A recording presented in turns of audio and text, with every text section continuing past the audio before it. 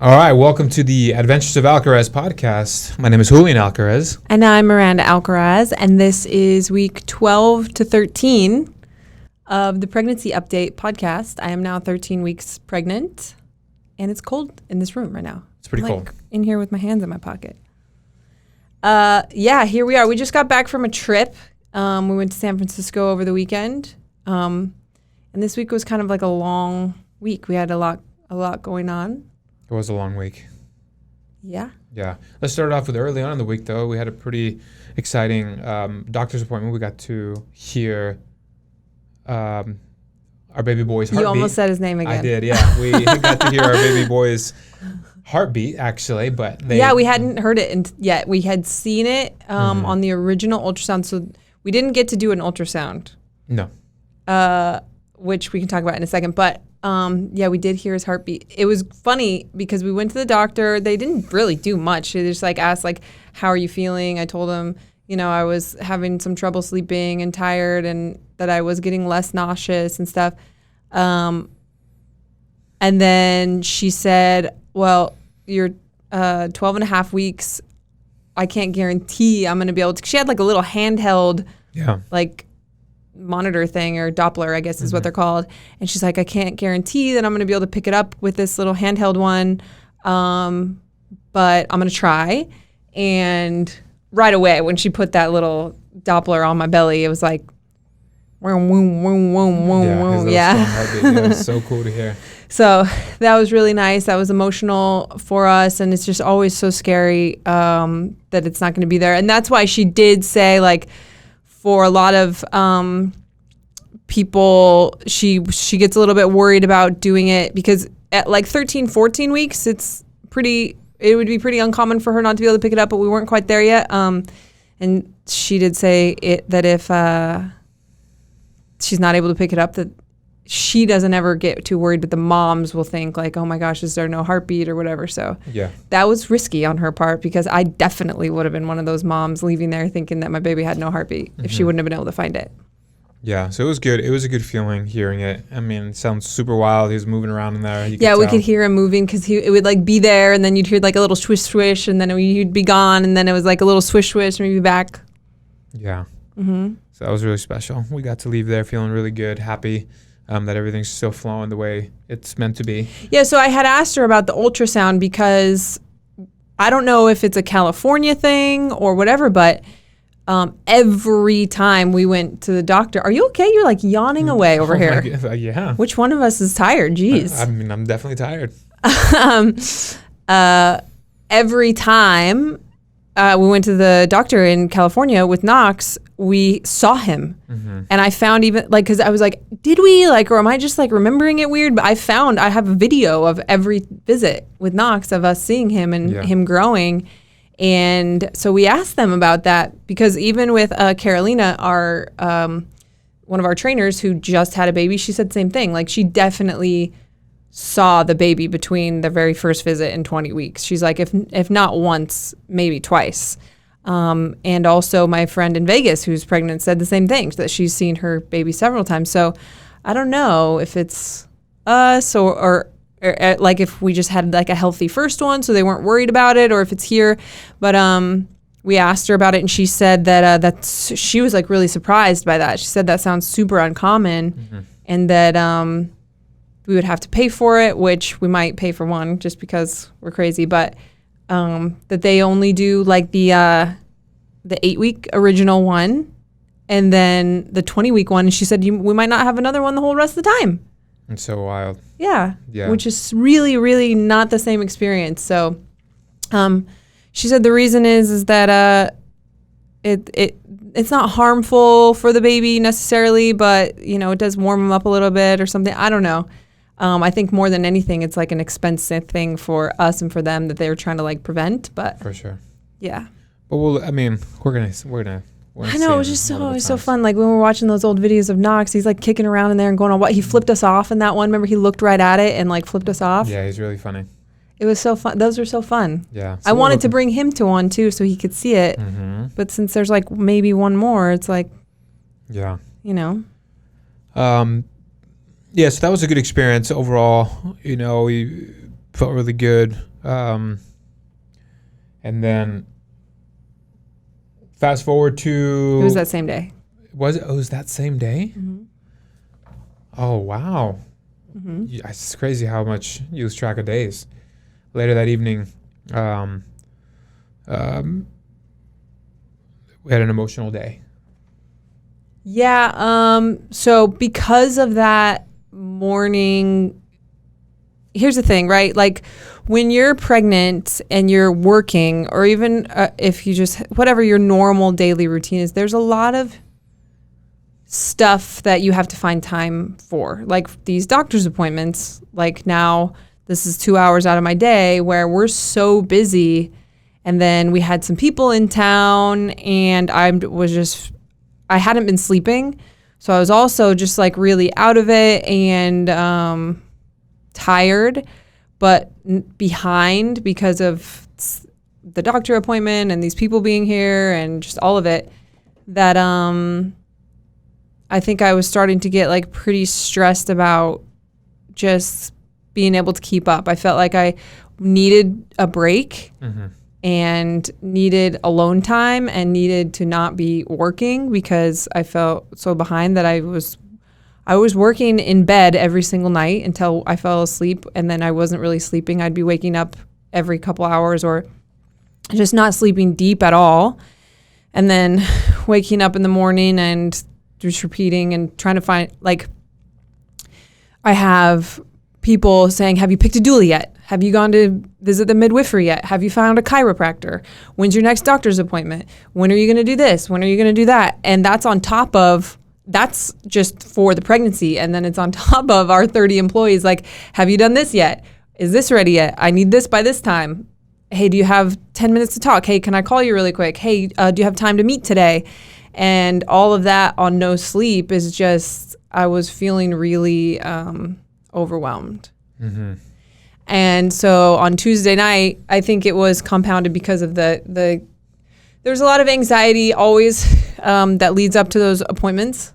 It's the same anxiety that I had when we were waiting for the results for the blood test, where while all of that's happening, you're like worried about if everything's healthy and okay and everything. And so I think that just all kind of like welled up, and I was trying to explain to you, because regardless of how in tune you try to be, and Julian tries to come to all of the appointments, or he does come to all of the appointments, and he's very like, tries to be helpful and attentive and everything. Like, there are definitely hours of the day where you don't have to think about any of this. Like, no one's hitting you up and asking if we found a doula yet. No one's hitting you up and asking it when you're going to go to the midwifery. You're not worried about your coffee consumption. You're not worried about all of these things, right? So you have moments at least where it's not consuming you so much. Mm-hmm. And I just felt this like overwhelmed, like I can't breathe type of feeling. And I was trying to explain it to you and I felt like you weren't getting it. And so, yeah.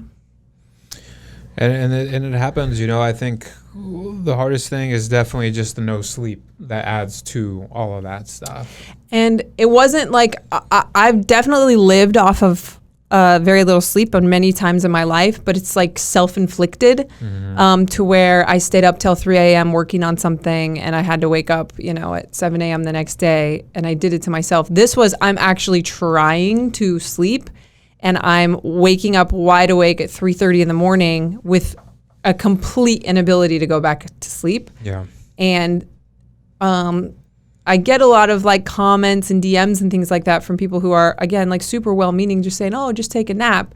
But then my mind's like, I can't take a nap. Like, I have this massive to-do list and I have like all these people waiting for things, and I have to enter all these workouts, and I can't just not do my regular day. Like, so, and that's all the stuff that I'm thinking about at 3:30 in the morning when I can't sleep, is like, here I go again. I'm going to be so exhausted tomorrow, and just taking a nap isn't really an option. And so there was 3 nights in a row where I would like, even when I was asleep, it was like a very light, like your breathing was waking me up. Yeah. And you weren't snoring, like literally your breathing was waking me up. Yeah, for sure. Yeah. And so, yeah, that definitely adds to it. And we had this looming trip to go out of town, which also was going to take me out of work for like most of the day Friday, and then make it hard to get anything done on Saturday because we had like, we were going to a wedding and wanted to spend time with the people that we were going to see. And Sunday, same thing. It was like a travel day to come back. So I was like, already felt behind, felt this looming trip. No sleep. It was just a really big disaster and I think, you had tried to make mention like, oh, just same thing, like take naps or take a day off. And one of the things that I had said was like, you can't take a day off of like being pregnant. Like I can't just be like, oh, okay, well, I'm just not going to think about this for a day, because it's just, yeah. Yeah. But, it just goes to show all the things that people aren't aware of, and every situation is very unique, because you're getting suggestions for people telling you to do this or do that, but until they're able to step into your shoes, they won't understand why you haven't been able to do those things. Yeah. Yeah, and I think there was like one comment by there was something wrong with one of the demo videos this week, which the mistake was 100% not my responsibility, but there was like a comment on one of the posts about it that said, oh, pregnancy hormones must have filmed it wrong. And I was just like, and they were just trying to be funny. It was a guy. He was just trying to be funny, but to me, I'm like, you take all that so personal. And like, I know that women that have jobs go through that. Like if they make a mistake or if something goes wrong, like it's like, oh, Sue's pregnant, just her pregnant brain over here just messing up again. And like, that's so freaking annoying to have people blaming it on that, or like, you don't understand, like it's not just because pregnancy hormones in mom brain is real, like that's been definitely studied, but also like this person hasn't been sleeping. They have like all this list of other stuff going on. Same thing, like, oh, I have this doctor's appointment and then I have to worry about this going to get this blood test, and then I have to like figure out where I'm going to give birth, and I have to like plan my birth plan, and I have to figure out like, there's so much extra stuff that's thrown on top of, and so like little comments like that from people that don't understand can really like not be good. So just, I would say to be careful about that, and obviously if you're pregnant, try not to take it too personal, unless it's like clearly they were trying to be mean, which most people aren't, but man, that stuff can really like get to you for sure. Yeah, especially in moments of feeling super vulnerable. Yes, when you're just like over here trying to do your best. And yeah. So that was the week for sure. Luckily we're back and the travel trip went well and everything, and we were able to get one good night of sleep, which was nice. And a nap. In the hotel, which we thought we were going to go, let's go watch a movie or let's do this. But even the day we decided to go out of the hotel, it was like instantly regretted because we're like, wow. Yeah, so I've been having more pubic pain. And I think a lot of it comes if we're walking a lot, like the day that we traveled, or standing a lot. Yeah, so like at the wedding, there was a lot of standing. Yeah. And I definitely was like, my lower back and my hips and my pubic bone were really like not feeling great. I've maybe pushed the boundaries a little bit on how much like jumping I'm doing. Yeah. Because we did a workout that morning where I was jumping over the bench. Yeah. Where I think like a box jump with a step down might be one thing, but the landing from jumping all the way over the bench is maybe a little bit, if it's the amount of reps that we did it for, which was kind of a lot. Yeah. Probably didn't help it. And then, my hips were super tight. And, I also was nervous on the trip because I had bought that dress and it fit me 2 weeks ago, but it's like, it had a zipper. It wasn't stretchy at all. So it was either going to zip up or it wasn't. And, well, first of all, I bought a small the first time. And when I tried to zip it up, because I usually wear a small and things like that, as long as it doesn't have sleeves or shoulders in it, I can usually pull off a small, but it wouldn't zip it up. Like not even, so I had luckily I had gotten it in advance enough. So I sent it back, had him send a medium. It fit like a week and a half, 2 weeks ago, but I had no backup. I was really nervous. Yeah. That was not smart of me to not have a backup. But everything worked out well.